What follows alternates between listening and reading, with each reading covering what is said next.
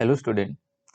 आज हम यहाँ पर नेक्स्ट क्वेश्चन जो है वो अपना क्या होगा, वॉल्यूम चार्ज डेंसिटी पे बेस्ड क्वेश्चन होगा। ठीक है, वॉल्यूम चार्ज डेंसिटी मतलब rho rho equal to Q divide by उसका वॉल्यूम, जो भी स्फीयर वगैरह जो भी होता है सरफेस उसका वॉल्यूम, और उसका यूज करके हम इलेक्ट्रिक फील्ड फाइंड करना चाहेंगे। ठीक है, ये क्वेश्चन बिल्कुल वैसा ही है जैसे गॉस लॉ की एक एप्लीकेशन होती है। जब कोई चार्ज किसी सॉलिड इंसुलेटिंग स्फीयर पर यूनिफॉर्मली उसके वॉल्यूम में डिस्ट्रीब्यूट होता है, तो उसके हम अंदर बाहर ये सब जानते हैं कैसे कैसे हम इलेक्ट्रिक फील्ड फाइंड करते हैं। बस उसी की ये एक मान लीजिए एक एप्लीकेशन है। ठीक है, और इस एप्लीकेशन को हम कैसे यूटिलाइज कर सकते हैं यहाँ पर, ठीक है, ये हम यहाँ पर जानने वाले हैं। तो अपना क्वेश्चन यहाँ पर क्या है, ए sphere of radius capital R has a uniform volume charge density rho, a spherical cavity. देखो ये जो स्फीयर है, ये है ना जिसकी रेडियस कैपिटल आर है, इसकी जो डेंसिटी है ना, volume density, that is given है rho. A spherical cavity of radius B whose center lies at A, ठीक है, it's remove from the sphere.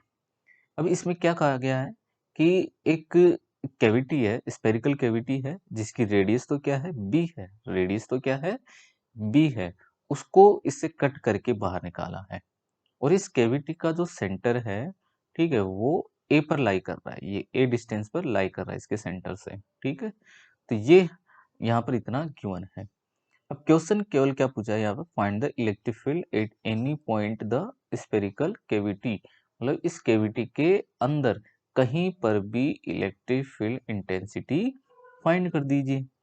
तो इसके लिए जो गॉस लॉ की जो एप्लीकेशन होती है, ठीक है, फॉर सॉलिड इंसुलेटिंग स्पीयर पर के लिए, कि जब उसमें चार्ज यूनिफॉर्मली डिस्ट्रीब्यूट होता है, जो मैंने अभी प्रीवियस वीडियो में क्वेश्चन भी करवाया था, ठीक है, उसी बिल्कुल वैसे ही होगा। तो उसके लिए डेंसिटी के टर्म में जो इलेक्ट्रिक फील्ड है, ओनली डेंसिटी के टर्म में, देखो मैं आपको थोड़ा सा इसको अच्छे से क्लियर करवा देता हूँ, ताकि एक बार वो एप्लीकेशन जो गॉस लॉ की एप्लीकेशन है वो भी क्लियर हो जाए। साथ ही में मान लो कि ये अपने पास में सॉलिड इंसुलेटिंग स्फीयर है, मान लीजिए, ठीक है, सॉलिड इंसुलेटिंग स्फीयर है, और चार्ज इसके अंदर यूनिफॉर्मली डिस्ट्रीब्यूट है, चार्ज इसके अंदर यूनिफॉर्मली डिस्ट्रीब्यूट है, और इसकी रेडियस क्या है, कैपिटल आर। और आपसे पूछा जाए कि यहाँ इलेक्ट्रिक फील्ड बता दीजिए स्मॉल आर पर, तो सिंपल है, अभी मेरे प्रीवियस वीडियो में मैंने ऐसा ही एक क्वेश्चन करवाया था। ठीक है, कि अगर आपको आर पर, यहाँ पर स्मॉल आर पर आपको इलेक्ट्रिक फील्ड चाहिए, तो इस स्मॉल आर की इस गॉसियन सरफेस के अंदर टोटल चार्ज कितना एनक्लोज है वो आपको मालूम होना चाहिए। और अगर आपको डेंसिटी के टर्म में चाहिए, तो हम डेंसिटी के टर्म में ये क्वेश्चन करने वाले हैं, तो हम इसका एक्सप्रेशन चाहेंगे डेंसिटी के टर्म में। मैं पहले आपको एक्सप्रेशन फाइंड करके बता रहा हूँ, डेराइव करके दिखा रहा हूँ। ठीक है, तो मुझे जैसे इसके अंदर यहाँ पर मुझे यहाँ पर इस जगह इलेक्ट्रिक फील्ड फाइंड करना है, स्मॉल आर पर इसके अंदर चाहिए, तो इसके यहाँ पर मुझे इस गॉसियन सरफेस के अंदर टोटल चार्ज कितना एनक्लोज है, सबसे पहले मुझे वो मालूम करना होगा। ठीक है, तो वो चार्ज क्या हो जाएगा, मान लो कि वो टोटल चार्ज क्या है, समेशन क्यू, और उसकी डेंसिटी क्या है, रो। ठीक है, डेंसिटी रो, और इनटू अप्लाई कर दीजिए क्या, इसका volume 4/3 pi small r cube. तो ये इतना चार्ज जो है वो इस स्मॉल आर रेडियस वाली इस गॉसियन सरफेस में एनक्लोज होगा। ठीक है, तो इसका इलेक्ट्रिक फील्ड क्या हो जाएगा, E equal to k into total charge and divide by r square. ठीक है, तो यहाँ पर मैं क्या लिख देता हूँ, total charge rho 4/3 pi small r cube divide by 4 pi epsilon nought r square. ऐसे भी लिख सकते हैं 4 pi epsilon nought r square. तो 4 पाई कैंसिल हो जाएगा, आर स्क्वायर से एक आर कैंसिल होगा, तो सिंपल है, E इक्वल टू हमें क्या मिलेगा, rho R divide by 3 epsilon not.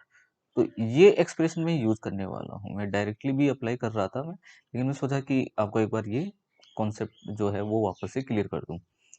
अब हम यहाँ पर ये इसमें यही बोल रहा है कि ये जो स्पीयर है, ठीक है, ये रो चार्ज डेंसिटी से यूनिफॉर्मली डिस्ट्रीब्यूट है, मतलब इसके अंदर पूरे इस वॉल्यूम में कोई चार्ज इसमें डिस्ट्रीब्यूट है, इस तरीके से इसके अंदर पूरा फैला हुआ है, इसके अंदर, ठीक है, पूरा फैला हुआ है। और बोल रहा है कि एक कैविटी निकाल ली, इस बी रेडियस की क्या निकाल ली, कैविटी निकाल ली। कैविटी निकालने के बाद में इस कैविटी के अंदर यहाँ पर जो कैविटी बनेगी ना, यहाँ पर इसको निकालने के बाद में जो कैविटी बन गई, यहाँ से एक बी रेडियस का एक स्पीयर निकाल लिया, निकालते ही यहाँ पर क्या बन गया, कैविटी बन गई। ठीक है, तो उस कैविटी के अंदर कितना इलेक्ट्रिक फील्ड होगा, ये तो पूरा है। ठीक है, तो इसके अंदर कितना बचेगा इलेक्ट्रिक फील्ड, तो वो इलेक्ट्रिक फील्ड हम कैसे फाइंड करेंगे, बहुत ही सिंपल है। ठीक है, अगर ये मान लो कि ये कैविटी नहीं होती, ये कैविटी नहीं होती तो ये वाली शेप बनती फिर तो। ठीक है, और ये वाली शेप बनती तो सिंपल है, इसका इलेक्ट्रिक फील्ड हम बता सकते हैं। ठीक है, तो मान लो कि मैं एक बार इसको वापस से ड्रॉ कर देता हूँ। देखो, इसको ध्यान से समझना, इस क्वेश्चन को, बहुत ही सिंपल है। ठीक है, एक बार कॉन्सेप्ट क्लियर हो जाता है तो ये जल्दी हो जाएगा आपसे। ठीक है, जैसे ये अपना क्या है, स्पीयर है, और यहाँ पर मैं बना देता हूँ कैविटी। ठीक है, ये मान लो कि ये अपनी क्या है, कैविटी है। ओके, और हमें इलेक्ट्रिक फील्ड चाहिए, ये लो, मुझे ये इस कैविटी में यहाँ पर ये आर डिस्टेंस है। ठीक है, मुझे यहाँ पर चाहिए इलेक्ट्रिक फील्ड, जबकि ये जो कैविटी है, ठीक है, इसका जो सेंटर है, ठीक है, इस कैविटी के सेंटर जो है उसकी डिस्टेंस क्या है, ए वेक्टर है। ओके, ये ध्यान रखना। अब मुझे अगर यहाँ पर इलेक्ट्रिक फील्ड चाहिए होगा तो सिंपल है, आप बोलोगे सर ये, मैंने अभी एक बात बताई आपको कि अगर ये कैविटी नहीं होती तो ये बिल्कुल ऐसा होता। ठीक है, if cavity is not present, मान लो मैं यहाँ पर शो कर देता हूँ कि कैसे आप इलेक्ट्रिक फील्ड फाइंड करोगे। If cavity cavity is not present, अगर कैविटी नहीं होती तो इसके अंदर यहाँ पर आर डिस्टेंस पर आप इलेक्ट्रिक फील्ड क्या लिखते बताओ। मैं इसको वेक्टर के टर्म में लिखने वाला हूँ। ओके, तो अभी आप बोलते हैं सर इलेक्ट्रिक फील्ड फिर क्या होता है, E vector equal to rho r vector, that is r vector ये वाला, and divide by 3 epsilon nought, ये वाला इलेक्ट्रिक फील्ड होता अगर कैविटी नहीं होती तो। ठीक है, अब मैं बोल रहा हूँ कि मैंने कैविटी को निकाल लिया, मैंने क्या कर लिया, कैविटी को निकाल लिया। तो मान लो कि ये अपनी अब कैविटी है, सॉरी ये क्या बन गया,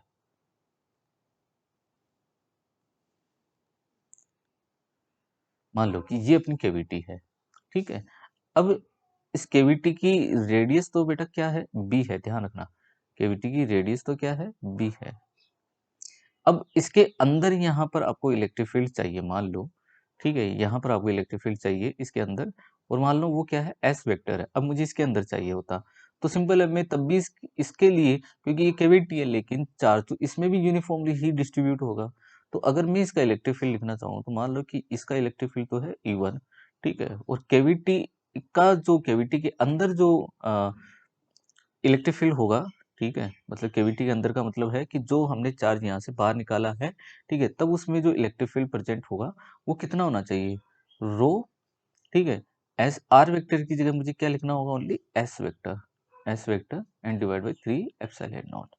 ओके, ये जो मैंने पार्ट यहाँ से, ये जो पार्ट है मैंने जो निकाला, ठीक है, वो निकाल के मैंने यहाँ रख दिया, ध्यान से समझना, ये जो पार्ट है मैंने निकाला और उसको यहाँ रख दिया, और यहाँ रखकर इसकी डेंसिटी भी क्या रहेगी, रो रहेगी। तो अब इसके अंदर इलेक्ट्रिक फील्ड क्या होगा, इसके अंदर वो क्या होना चाहिए, rho S vector divide by 3 epsilon naught, rho S vector, सही बात है। ठीक है, जब कैविटी नहीं थी तो इलेक्ट्रिक फील्ड ये होना चाहिए, और जो कैविटी वाला जो पार्ट जो था वो हमने जो बाहर निकाला उसमें इलेक्ट्रिक फील्ड इतना होना चाहिए। ओके, अब जब कैविटी हो गई तो अब कितना बचा, बचा कितना, तो आप बोलोगे सर E1 वेक्टर माइनस क्या कर देंगे, E2 वेक्टर कर देंगे, लेकिन हमें एस वेक्टर का भी जो टर्म है इसके बारे में मालूम होना चाहिए। तो अब मैं यहाँ पर इसको रिप्रेजेंट कर रहा हूँ एस वेक्टर को, ठीक है, कि आर वेक्टर था तब तो ये हो गया इलेक्ट्रिक फील्ड, एस वेक्टर इसके अंदर ही आ गया तो ये हो जाएगा। ठीक है, तो हमें अपन ने एक 11th क्लास में पढ़ा हुआ है, ठीक है, वेक्टर समेशन पढ़ा हुआ है कि अगर ये होता है बेटा ए वेक्टर, और ये होता है क्या, बी वेक्टर, और ये इसका क्या होता है, रिजल्टेंट आर वेक्टर। ठीक है, तो ये आर वेक्टर इक्वल टू क्या होता था, ए वेक्टर प्लस बी वेक्टर होता था। ओके, अब यहाँ पर देखो, ये है ए वेक्टर और इधर जा रहा है एस वेक्टर, और ये है स्मॉल आर वेक्टर। तो सिंपल है, इस बी वेक्टर की जगह केवल क्या आ रहा है, एस वेक्टर, और कैपिटल आर की जगह हम क्या लिख देंगे, small r vector equal to a vector and plus s vector. Okay, so s vector equal to क्या हो जाएगा मेरे प्यारे बच्चों, a vector minus are vector. ये अपना क्या हो जाएगा, एस वेक्टर। ठीक है, इस एस वेक्टर की जगह मैं यहाँ पर लिखूंगा, सो इलेक्ट्रिक फील्ड अब कितना बना, E two vector equal to rho A vector minus are vector and divide by 3 epsilon naught. Okay, अब मैंने बताया कि आपको करना क्या है, नेट इलेक्ट्रिक फील्ड चाहिए इस कैविटी के अंदर। नेट इलेक्ट्रिक फील्ड के लिए हमें करना क्या है कि इस इलेक्ट्रिक फील्ड में से इसको माइनस करना है। ठीक है, तो minus E two vector, so E net is equal to E1 vector, that is rho R vector divided by 3 epsilon naught and minus rho, okay, A vector minus R vector and divided by 3 epsilon naught। okay, तो अब हम यहाँ पर check कर सकते हैं कोई term यहाँ पर क्या हो रहा होगा, कैंसिल हो रहा होगा। ठीक है, कोई टर्म यहाँ पर कैंसिल हो रहा होगा और वो क्या मिलेगा हमें, sorry S vector equal to यहाँ पर क्या होना चाहिए था, A sorry sorry S vector equal to यहाँ होना चाहिए था आर वेक्टर माइनस ए वेक्टर। ठीक है, ये थोड़ी सी मिस्टेक हो गई इस जगह, यहाँ पर माइनस जो हमने किया इस जगह थोड़ी सी मिस्टेक हुई है। ये आएगा क्या, यहाँ पर आर वेक्टर आएगा एंड माइनस ए वेक्टर होगा, सॉरी आर वेक्टर माइनस ए वेक्टर। मैंने यहाँ पर माइनस करने में थोड़ी सी मिस्टेक कर दी, क्योंकि एस वेक्टर की वैल्यू चाहिए थी तो ए वेक्टर इधर जाएगा माइनस हो जाएगा, मैंने इसको पहले लिख दिया। ओके, तो यहाँ से हम देख सकते हैं कि ये रो आर वेक्टर ये पॉजिटिव है और ये नेगेटिव है, तो ये हो जाएगा टर्म कैंसिल, और ये माइनस क्या हो जाएगा, प्लस। सो हमें ई नेट जो मिलेगा वो क्या मिलेगा, रो A vector divide by 3 epsilon. ठीक है, तो ये इसका इलेक्ट्रिक फील्ड हो जाएगा।